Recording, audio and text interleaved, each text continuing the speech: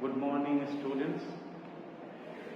अब मोशन के इस पड़ाव में हमारा एक्सेलरेशन भी हो चुका है। आज हम आपको equation of motion for uniform acceleration पढ़ाएंगे। इसके बाद जो वीडियो बनेगा वो सर्कुलर मोशन का होगा। इस वीडियो में हम यूनिफॉर्म एक्सेलरेशन से अगर कोई ऑब्जेक्ट मूव करता है तो उसका इक्वेशन जानेंगे। ये ग्राफिकल मेथड पढ़ना है आपको सिलेबस में, इसलिए आप ग्राफिकल मेथड को भी ध्यान में रखेंगे। ऐसे इस इक्वेशन को और भी मेथड से बनाया जाता है, लेकिन स्टैंडर्ड 9 में ग्राफिकल मेथड ही आपको पढ़ना है। अब तीनों इक्वेशन क्या है?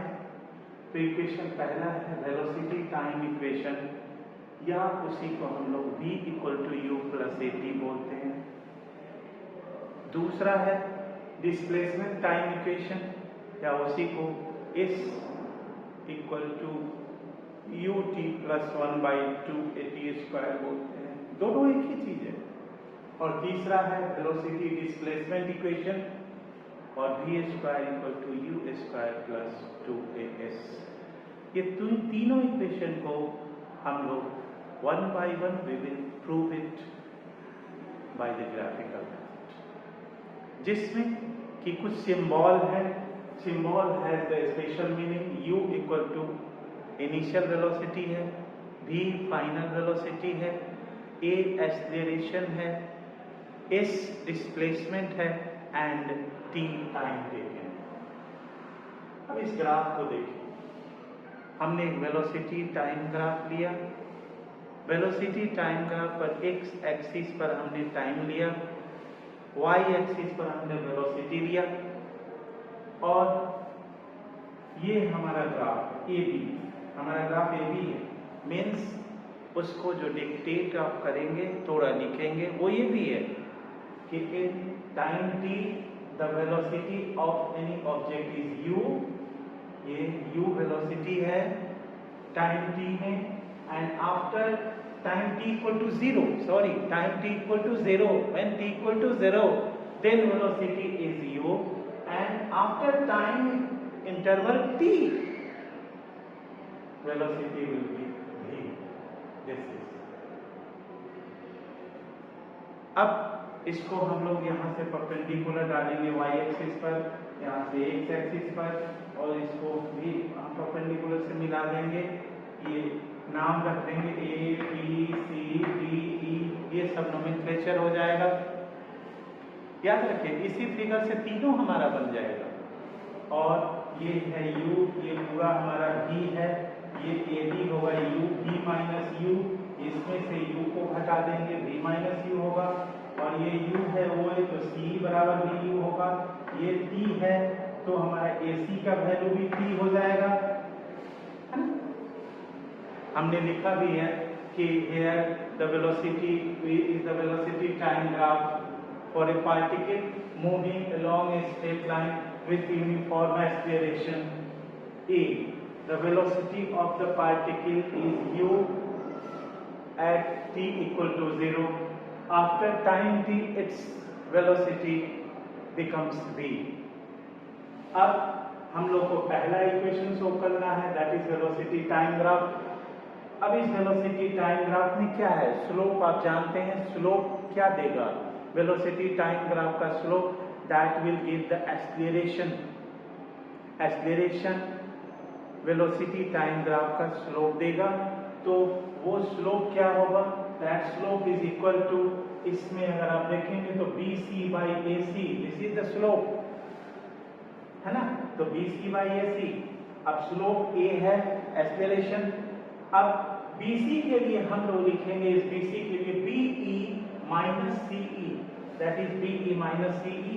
और AC के लिए ये AC OE के बराबर होगा। हमने बोला था OE भी हम लिख देंगे। अब A = V - U/T, इसको क्रॉस मल्टीप्लिकेशन करिएगा तो V - U = 80, then V = U + 80। तो इस तरह हमारा पहला इक्वेशन जो होता है सॉल्व होता है। अब हम लोग दूसरे इक्वेशन को देखेंगे। डियर स्टूडेंट्स, अब हम लोग सेकेंड इक्वेशन को देखेंगे, डिस्प्लेसमेंट टाइम इक्वेशन। यानी डिस्प्लेसमेंट टाइम इक्वेशन यानी s equal to ut plus 1/2 at² होता है। अब ये डिस्प्लेसमेंट टाइम इक्वेशन में हम लोग क्या करेंगे, तो इसमें देखिए ये डिस्प्लेसमेंट टाइम इक्वेशन में ये जो ग्राफ है ये भी, ये ग्राफ जो है velocity time graph 0 time interval और t time interval, 0 to time interval t, यानी टाइम इंटरवल 0 to t में जितना एरिया कवर करेगा वही इसका एरिया जो होगा वो हमारा डिस्प्लेसमेंट टाइम इक्वेशन। यानी कि ये एरिया होगा OABE, ये इसका डिस्प्लेसमेंट होगा। यानी S equal to area of OABE। अब देखिए OABE को आप जोड़ लीजिए, रेक्टेंगल का area OACE plus area of triangle ABC, इस पर आप तोड़ लीजिए। तो मैंने उसको लिखा है कि area of rectangle OACE plus area of triangle ABC। अब रेक्टेंगल का एरिया आप लोग जानते हैं, वो that area is L into B। तो लेंथ हमारा अगर एक OA होगा तो दूसरा होगा AC, OA into AC। देखिए यहाँ लिखा हुआ है OA into AC, घबराइए नहीं, ये OE है, AC इक्वल टू OE होता है, इसलिए कोई दिक्कत नहीं है। और ट्रायंगल का एरिया है 1/2 बेस इंटू हाइट, तो 1/2 बेस हमारा AC हो गया, हाइट BC हुआ, तो AC इंटू BC। अब 1/2 AC के लिए हमने OE लिख दिया और BC को हम ऐसा फॉर्मेशन में बैठाना चाहते हैं क्योंकि हमको A लाना है। तो BC ऐसा फॉर्मेशन में जब हम बैठाएंगे तो BC/BC इंटू AC, देखिए रफ अगर कीजिएगा तो BC/AC इंटू AC ये कट जाएगा तो आखिर BC बच जाएगा ना। तो हमारा कैलकुलेशन गलत नहीं है, ऐसे बैठा लें। और नेक्स्ट स्टेप में S equal to OA into OE plus 1/2 OE BC/AC, और इस AC के लिए हमने OE लिख दिया। शायद कोई दिक्कत नहीं होगी हमारे बच्चों को। अब OA इंटू OE प्लस यहाँ OE है, ये BC है बाई AC और ये OE है, ये एक OE और OE स्क्वायर हो गया, ठीक है, और BC/AC लिखा। अब देखिए S बराबर OA का वैल्यू कितना है, OA is U, OE is T यानी U into T plus 1/2 BC/AC that is A। BC/AC के लिए हमने A लिखा और OE का वैल्यू T है यानी T का स्क्वायर हुआ, यानी S बराबर UT प्लस 1/2 AT स्क्वायर हुआ। ये हमारा सेकेंड इक्वेशन ऑफ मोशन हुआ, that is velocity time equation. अब हम लोग तीसरे इक्वेशन को, that is velocity displacement equation को निकालेंगे। डियर स्टूडेंट्स, अब हम लोग तीसरे इक्वेशन ऑफ मोशन की ओर चलें। तीसरा इक्वेशन है वेलोसिटी डिस्प्लेसमेंट इक्वेशन। यह बखूबी समझ लीजिए कि फिगर तीनों के लिए एक ही है। अब वेलोसिटी डिस्प्लेसमेंट रिलेशन में एक सर्टेन टाइम इंटरवल में पार्टिकल का जो डिस्प्लेसमेंट हुआ है वेलोसिटी के साथ, वही उसका इक्वेशन बन जाएगा।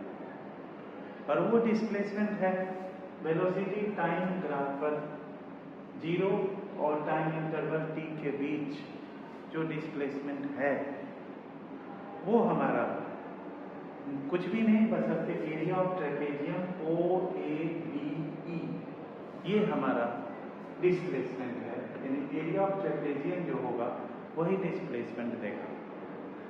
एरिया ऑफ ट्रेपेजियम का फार्मूला क्या है? एरिया ऑफ ट्रेपेजियम का फार्मूला होता है 1/2 sum of parallel sides into distance between them, यानी दो पैरेलल साइड के बीच जो डिस्टेंस होता है वही हमारा जो होता है वो ट्रेपेजियम है।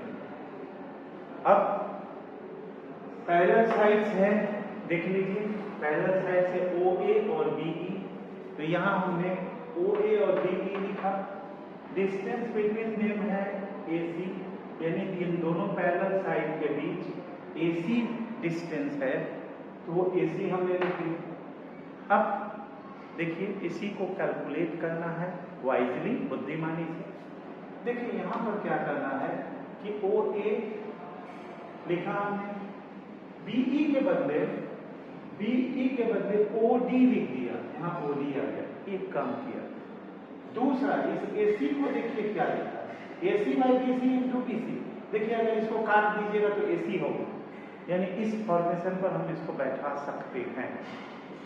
अब आइए आगे, अब यहाँ OA नेक्स्ट स्टेप में S equal to 1/2 OA plus OD।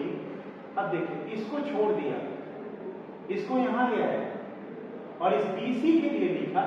देखिए BC के लिए हम क्या लिखेंगे, BE माइनस CE। तो देखिए BE माइनस CE और ये BC बाई AC। इसको थोड़ा कैलकुलेट करिए रफ में। देखिए मैं कैलकुलेट कर देता हूँ। ये BC माइनस AC किसके लिए हुआ है, तो BC, और ये BC बाई AC को कैलकुलेट कीजिएगा तो BC upon BC into AC, ये वैल्यू और कोई नहीं है बशर्ते ये यही। तो ये जो रफ हमने यहाँ लिखा है ये सही है, इस चीज को मानिए, समझिए। मैं उम्मीद करता हूँ आप समझ लीजिए। अब आगे स्टेप में आइए। S equal to 1/2 OA plus OD। BE के लिए, पूरे BE के लिए इस ग्राफ पर OD आप लिख सकते हैं, तो OD लिख दिया। CE के लिए OA लिख सकते हैं, तो CE equal to OA, that is opposite sides of the rectangle, तो हमने OA लिख दिया। और इस BC ऑब्लिक AC को रहने दिया। ये BC ऑब्लिक AC क्यों हम छोड़ रहे हैं, रहने दे रहे हैं, बिकॉज इसमें जो है हमको A मिल जाएगा, स्लोप मिलेगा, इसीलिए हम इसको ढो के कैरी करके चल रहे हैं। अब आगे आइए, देखिए यहाँ ये OD plus OA, OD minus OA, यानी A plus B A minus B, एक फॉर्मूला हो याद कीजिए, A square minus B square. तो यहाँ OD square minus OA square होगा इन दोनों से। अब ये BC बाई AC जो होगा, BC बाई AC A होगा, है ना। तो BC बाई AC को हमने लेकर चला। आगे आइए 1/2 OD जो है, OD दैट इज U है, OD यहाँ है, ये OD, ये OD का वैल्यू जो है आपको V है, तो यहाँ V लिखा। OA का वैल्यू U है, यानी V square minus U square दिया। और BC बाई AC, देखिए स्लोप है, BC by AC that is U। अब इसको यहाँ लाया, S equal to 1/2 V square minus U square upon A। अब इसको क्रॉस मल्टीप्लीकेशन किया, 2AS equal to V square minus A square और V square equal to U square plus 2AS। यही हमारा तीसरा इक्वेशन ऑफ मोशन है।